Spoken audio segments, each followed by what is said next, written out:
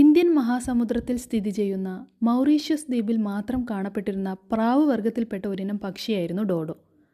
പറക്കാൻ കഴിവില്ലാത്ത ഈ പക്ഷികൾ ചില വർഷങ്ങൾക്കുള്ളിൽ തന്നെ ഭൂമിയിൽ നിന്നും പൂർണ്ണമായും ഇല്ലാതായി. ഇന്നത്തെ വീഡിയോയിൽ എങ്ങനെയാണ് ഡോഡോ പക്ഷികൾക്ക് വംശനാശം സംഭവിച്ചത് എന്ന് നമുക്ക് നോക്കാം. നമുക്കറിയാം, ഭൂമിയുടെ ഉപരിതലം പല മാസീവ് ആൻഡ് ഇറഗുലർ ഷേപ്സിലുള്ള സോളിഡ് റോക്സ് കൊണ്ട് നിലകൊള്ളുന്നവയാണ്. ഇവയാണ് നമ്മൾ ടെക്ടോണിക് പ്ലേറ്റ്സ് എന്ന് വിളിക്കുന്നത്. ഭൂമിക്കടിയിലെ മാഗ്മയുടെ ചലനം കാരണം ഈ പ്ലേറ്റുകൾ വളരെ സാവധാനം നീങ്ങിക്കൊണ്ടിരിക്കുകയാണ്. ഇങ്ങനെയാണ് പല പല ഭൂഖണ്ഡങ്ങൾ രൂപപ്പെടുന്നത് എന്ന് നമുക്കറിയാമല്ലോ.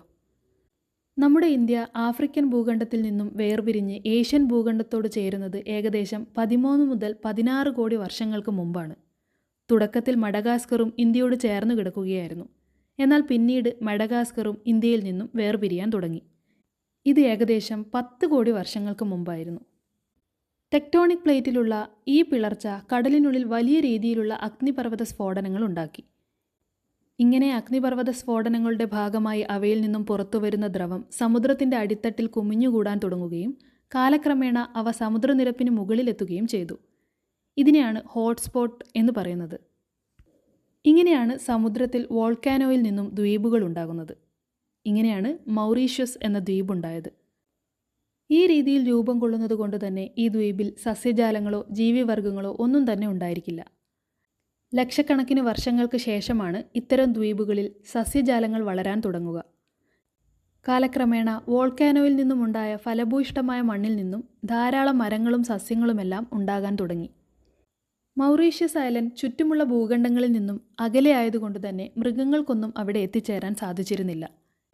എന്നാൽ ഏകദേശം 4 കോടി വർഷങ്ങൾക്ക് മുൻപ് ഇന്നത്തെ പീജിയൻസിൻ്റെ ഫാമിലിയിൽപ്പെട്ട ഒരുതരം പക്ഷികൾ മൗറീഷ്യസിലെത്തി.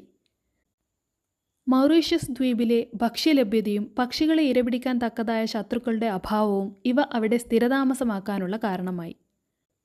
കാലക്രമേണ അവ ദ്വീപിലെ അവസ്ഥകളുമായി പൊരുത്തപ്പെട്ട് ജീവിക്കാൻ ആരംഭിച്ചു. ആവശ്യത്തിലധികമായി ആഹാരം ലഭിച്ചത് കാരണം കൊണ്ടുതന്നെ ഭക്ഷണം തേടി അധിക ദൂരം പറക്കേണ്ട ആവശ്യമില്ലാതായി.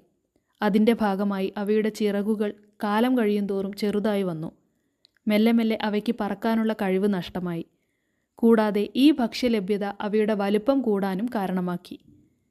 വെറും 30 സെൻറ്റിമീറ്റർ മാത്രം വലുപ്പമുണ്ടായിരുന്ന ഈ പക്ഷികൾ കാലക്രമേണ 1 മീറ്റർ വരെ ഉയരം വയ്ക്കുന്ന പക്ഷികളായി മാറി.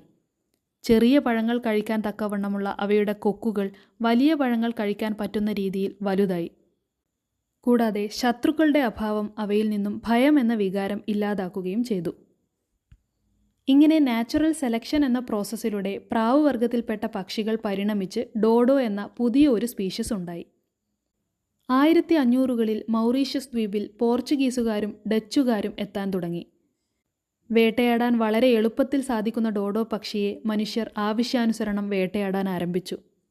കൂടാതെ മനുഷ്യരോടൊപ്പം ദ്വീപിലെത്തിയ മറ്റു മൃഗങ്ങളായ നായ, പന്നി, പൂച്ച, കുരങ്ങ്, എലി എന്നിവയൊക്കെയും വളരെ അധികമായി ഇവയെ വേട്ടയാടി.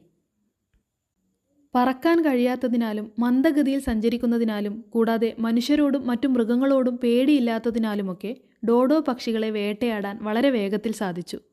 അതുകൂടാതെ അവ ദ്വീപിൽ തറയിൽ മുട്ടയിടുന്നതിനാൽ ഡോഡോ പക്ഷികളുടെ മുട്ടയും മൃഗങ്ങൾക്ക് എളുപ്പത്തിൽ ലഭിച്ചു. ഇത് ഡോഡോയുടെ എണ്ണം ദ്വീപിൽ ഗണ്യമായി കുറച്ചു. കൂടാതെ ദ്വീപിലെത്തിയ മനുഷ്യർ ധാരാളമായി അവിടെയുള്ള മരങ്ങൾ വെട്ടി നശിപ്പിച്ചതും ഡോഡോയുടെ വംശനാശത്തിന് കാരണമാക്കി. 17-ാം നൂറ്റാണ്ടിൻ്റെ തുടക്കകാലമായപ്പോഴേക്കും ഡോഡോ പക്ഷികൾക്ക് വംശനാശം സംഭവിച്ചു.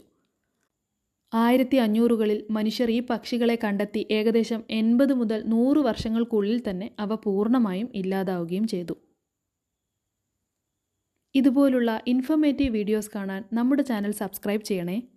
അതുപോലെ ഇൻട്രസ്റ്റിംഗ് ആയ ഫാക്ട്സ് റിലേറ്റഡ് ക്വിസും ചാനലിൽ ഷോർട്സ് ആയിട്ടിട്ടുണ്ട്. Thank you for watching.